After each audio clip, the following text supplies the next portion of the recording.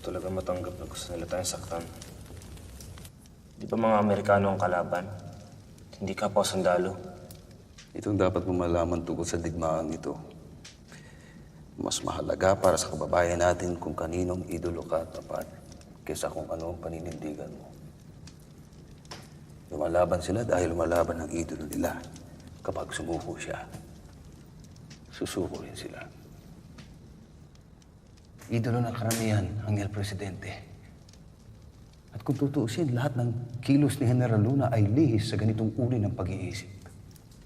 Pero hindi ba't may tamang rason naman ang karamihan sa pagsunod nila sa presidente? Totoo.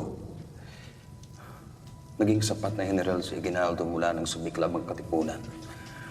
Dinala niya tayo sa harap ng Intramuros. Isang hakbang na lang. Kalayaan. Ngunit sa panahon na kinailangan siyang maging matatag at tuso, nagtiwala siya sa mga Amerikano.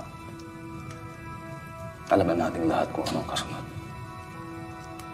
Pero wala naman pong rason para hindi maging makatarungan ng presidente sa inyo, hindi ba?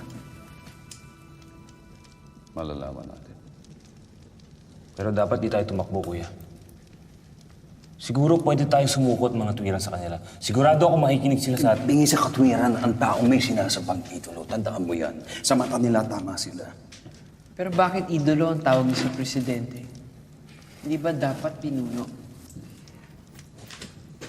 Ang idolo, kailangan ng bulag na mananamba para mabuhay. Ang pinuno, kailangan lang magtanim ng kamalayan sa tao upang umusbong ang kanilang taglay na lakas ng loob. Idolo, pinuno. Ano mas nararapat para sa presidente?